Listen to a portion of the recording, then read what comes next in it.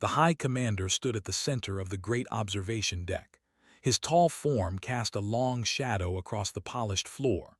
Behind him, through the massive transparent walls, the blue and green planet called Earth rotated slowly in the darkness of space. 12 warships surrounded it. 40,000 soldiers waited in orbit. The conquest had been simple. Too simple, perhaps. Commander pressed his clawed fingers together and smiled. His species had conquered 17 worlds across 3 star systems. They had never faced true resistance. The humans had fought, yes.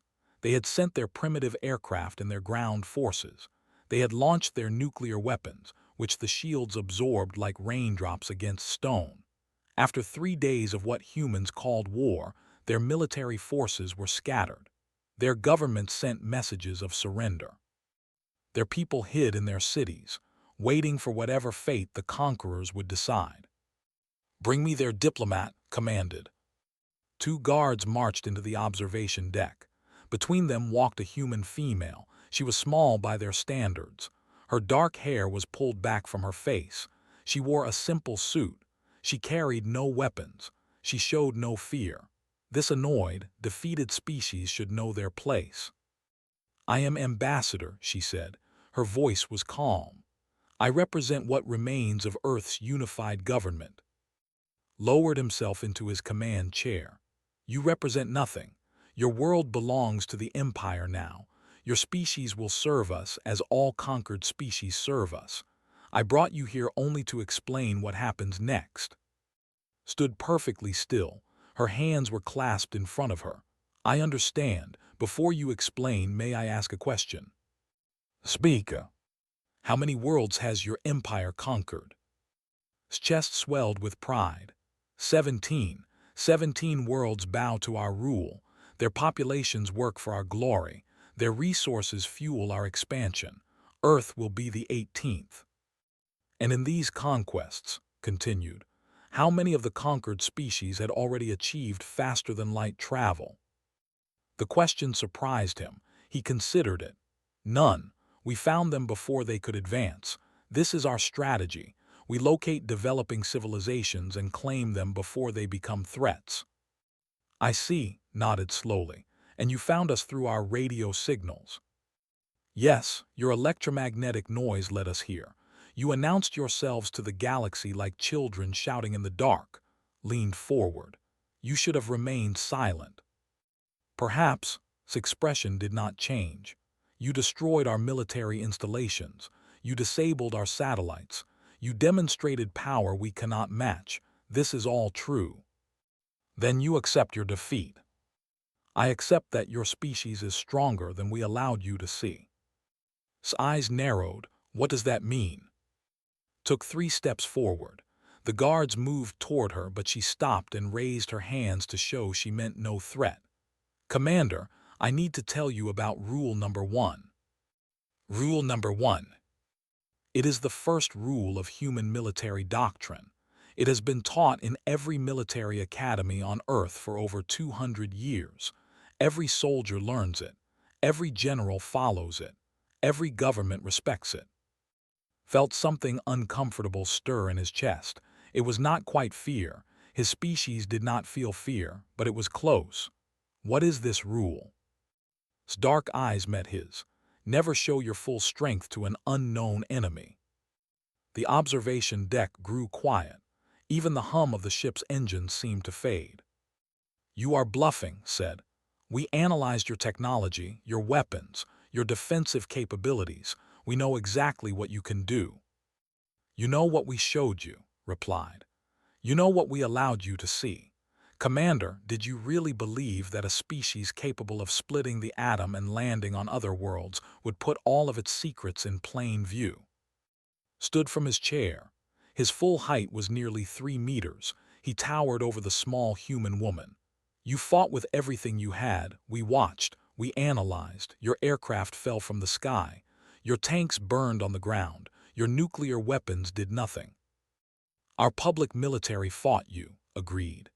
"The forces that every citizen knows about. The weapons that appear in our news broadcasts and our military parades.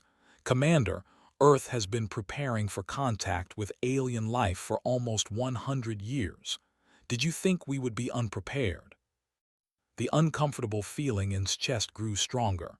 You are lying. Desperate words from a desperate creature. I am a diplomat, said.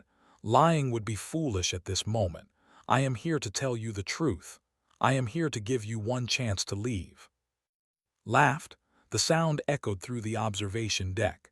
His guards joined him. The idea was ridiculous. 40,000 soldiers, 12 warships, orbital weapons capable of burning continents, and this small human stood here making threats. One chance, repeated. After this conversation ends, I cannot stop what happens next. This is your moment to choose. Leave now. Return to your empire. Tell them that Earth is not worth the cost. This is my offer. Your offer is rejected, said. And now I will show you what happens to species who waste my time with empty words. He gestured to one of his officers. Prepare the ground occupation. Begin landing troops in their major cities. Any resistance will be met with orbital strikes. The officer nodded and turned to his console. He pressed several buttons. He pressed them again. His movements became frantic. Commander, I cannot contact the landing vessels. Spun toward him. What? The communication channels they are gone, all of them. Another officer called out from across the deck. Commander, our weapon systems are offline. I cannot reactivate them. The shields are failing, shouted a third. Alarms began to sound throughout the ship. Red lights flashed across every surface. Officers ran to their stations, pressing buttons, shouting commands, trying to understand what was happening. Watched in disbelief as his command ship fell into chaos around him. What is this? He demanded, turning back to, what have you done? The human woman had not moved. Her hands were still clasped in front of her. Her expression was still calm. I told you about rule number 1. Now let me tell you about rule number 2. Grabbed her by the arm. His claws dug into her flesh, but she did not cry out. Speak. If you must fight, said quietly, end it in one strike. Through the observation deck windows, something changed in the space around Earth. Points of light appeared where moments ago there had been only darkness. Ships emerged from hiding, not the primitive aircraft carriers and submarines they had expected. These were something else entirely. They were sleek and silver. They moved without visible engines. They appeared in numbers that made no strategic sense. For every warship, there were now 20 human vessels surrounding it. Released arm, he staggered backward. This is impossible. Your species has not achieved faster-than-light travel. Our scans confirmed this. Your scans saw what we wanted them to see. Rubbed her arm where his claws had broken the skin. We detected your approach 2 years ago. We watched you watching us. We studied your communication frequencies. We learned your language. We understood your strategy of targeting developing worlds, and we decided to appear weaker than we are. The commander fell back into his chair. His great confidence had vanished. He watched on his broken as human ships moved into position around his fleet. None of his weapons would fire. None of his shields would activate. His mighty armada was helpless. Your species has existed for 40,000 years, continued. Ours has only been building cities for 10,000, but we move faster than you. We adapt. We learn. We hide. And when something threatens us, we become something very dangerous. You could have destroyed us at any time, realized. From the first moment we arrived, you let us attack. You let us believe we were winning. Yes. Why? Walked to the observation window. She looked out at Earth, at the home she had watched burn for 3 days while playing her role in this grand deception. Because we needed to understand you, your tactics, your technology, your weaknesses. We needed to know if you could be reasoned with, and we needed to know if there were more of you coming. His blood ran cold. He understood now. The humans had allowed the invasion so they could study their enemy. They had sacrificed their own cities, their own people, to gain information. What kind of species would do such a thing? Your empire, said, turning back to face him. 17 worlds, millions of ships, billions of soldiers. We know where they are now. We pulled the information from your computer systems during this conversation. We know your trade routes. We know your military installations. We know where your leaders sleep. You would attack us? No, shook her head. We are offering you peace, true peace. You will return to your empire. You will tell them what happened here. You will recommend that they never return to this region of space. In exchange, we will not follow you home.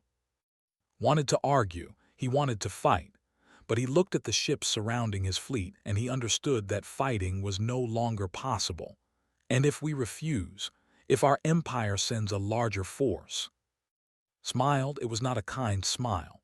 Commander, you came here with 40,000 soldiers and thought you could conquer a planet with 8 billion people. Your empire has perhaps 10 billion individuals across all 17 worlds. Even if you destroyed every human ship, even if you killed half of our population, we would still outnumber you. And we would keep coming. Generation after generation, we would find you, we would reach you, and we would not stop until there was nothing left. She stepped closer to him. This is what makes humans dangerous, Commander. We are patient, we are persistent, and we never forget those who hurt us. Your empire can be our friend or it can be our enemy, but it cannot be our conqueror. That option no longer exists. Sat in silence for a long time. The alarms had stopped. His officers stood at their stations, frozen, waiting for orders that would not come. Outside, the human fleet held position, waiting, patient. Tell me, finally said, how did you disable our systems? We detected no attack, no virus, nothing. Reached into her pocket and pulled out a small device. It fit in the palm of her hand. This is a quantum disruptor. It interrupts the subspace frequencies your technology relies on. We developed it 6 months after first detecting your approach. It took our engineers 3 days to build the prototype. 3 days. His species had spent thousands of years developing their technology. Humans had countered it in 3 days. You should leave now, said. I need to return to Earth. There is much work to be done, cities to rebuild, people to mourn. But first I need your answer, peace or war. There will be no second offer.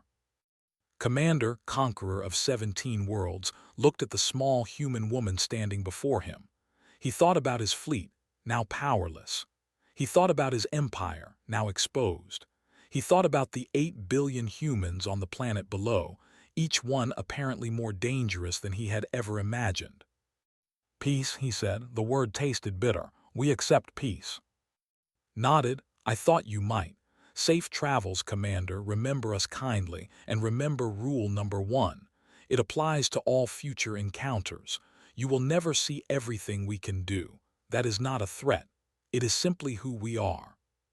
She turned and walked toward the exit. The guards did not stop her. No one stopped her. Watched her go. He would return to his empire. He would deliver his report. He would warn them about the species on the small blue planet, and he would pray that they listened. Because now he understood the truth. Humans were not a developing civilization waiting to be conquered. They were something far more terrifying. They were a species that had learned to hide its strength, to appear weak, to let its enemies underestimate them. And when the moment came, they struck without mercy and without warning. Rule number 1 had saved Earth. But more than that, it had changed everything they believed about their place in the galaxy. They were not the apex predators they had imagined themselves to be. They were simply the first to knock on a door they should have left closed. And behind that door humanity waited, patient, prepared, and very, very dangerous.